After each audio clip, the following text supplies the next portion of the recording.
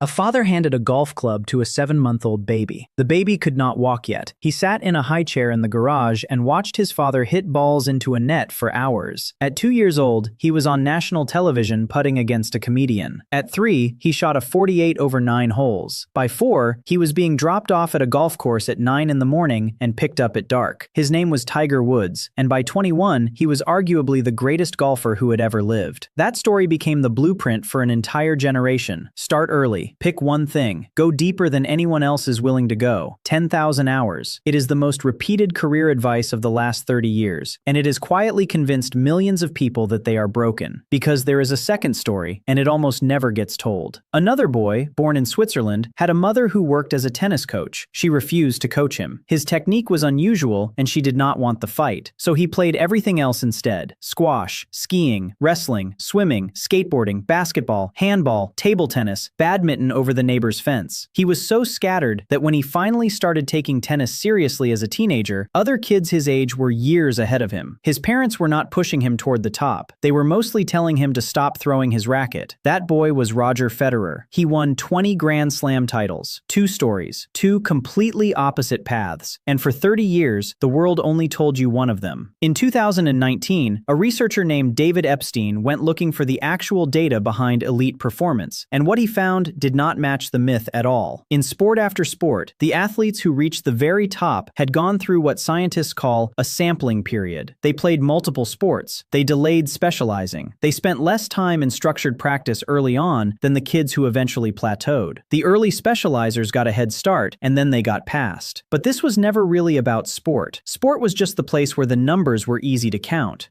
There is a psychologist named Robin Hogarth who spent years studying how people learn, and he split the world into 2 kinds of environments. The first he called kind. In a kind environment, the rules are fixed, the patterns repeat, the feedback is immediate and accurate. Chess is kind. Golf is kind. The ball goes where you hit it, and it goes there today the same way it went there last year. In a kind environment, repetition is everything, and the specialist wins. The second he called wicked. In a wicked environment, the rules are hidden, and they change. Feedback is delayed, incomplete, or actively misleading. A firefighter walking into a building has never seen this exact building before. A founder launching a product has no rule book that matches this market. In a wicked environment, deep experience in one narrow pattern does not just fail to help, it can actively hurt, because the expert keeps reaching for a pattern that no longer exists. Here is the part that matters. Almost every job that existed 100 years ago was kind. Almost every job that matters now is wicked. The advice did not become wrong. The world moved out from under it. And there is a study that makes this uncomfortably specific. Researchers looked at scientists at the very top of their fields, the ones who won Nobel Prizes, and compared their lives to ordinary successful scientists. The Nobel winners were at least 22 times more likely to have a serious amateur hobby in the arts: acting, dancing, music, magic, not as a break from the work, as part of the machinery of the work. Which brings us to a word that has been used as an insult for about 400 years: dilettante. Jack of all trades, master of none. If you have a dozen interests and cannot commit to one, you have probably been called some version of this, and you have probably said it about yourself. But the label describes a shape, not a person, and there is more than one shape. Picture the letter I.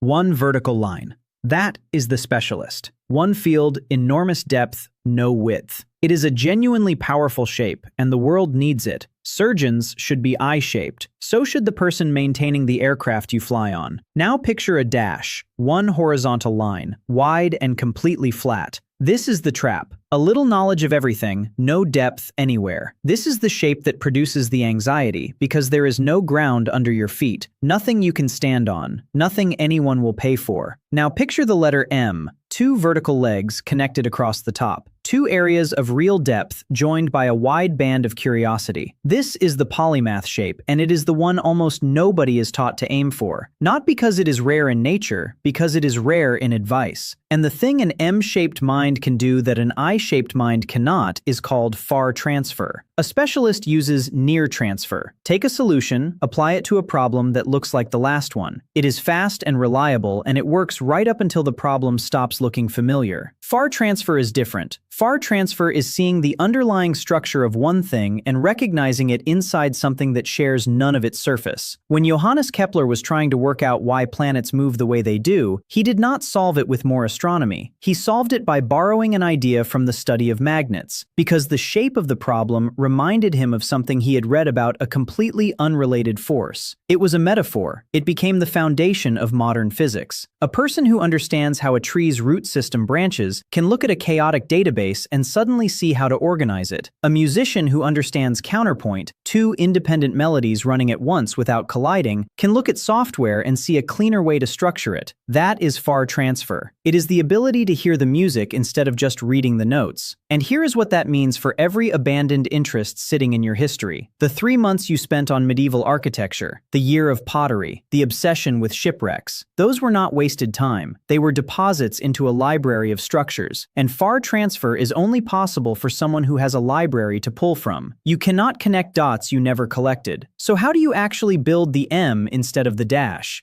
The difference is not how many things you do. It is whether you go deep on any of them, one at a time. It is called serial mastery. You pick one leg and you commit to it for a season, 6 months, a year, not for life, just for the season, which is exactly why it is bearable. You build until you hit fluency, the point where you can solve most ordinary problems in that field without opening the manual. And then, when the curiosity is genuinely satisfied, you leave on purpose. That is not quitting. Quitting is running from the difficulty. This is graduating and choosing your next leg.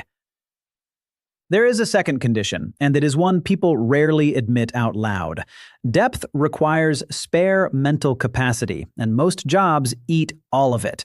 Einstein wrote the 4 papers that rewrote physics while working as a third-class patent clerk in Bern. The job was steady, and it did not follow him home. It was not a failure to launch. It was the platform.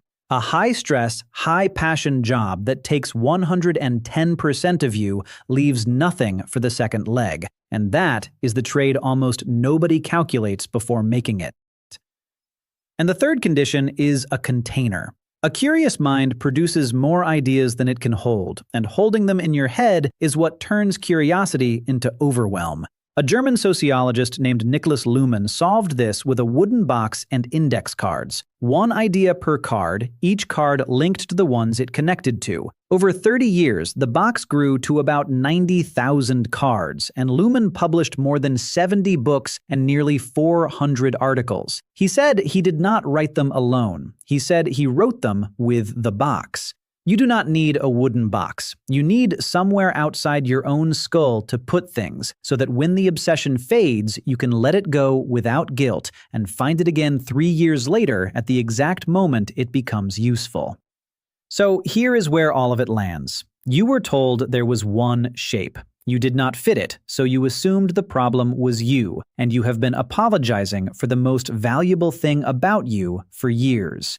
You are not a dilettante. You are a mind built for a wicked world, running on advice written for a kind one. Pick one leg. Go deep for a season. Use a stable job as a floor and not as a cage. Build a box for the sparks. Not everything has to become a career, but nothing you were ever curious about was wasted.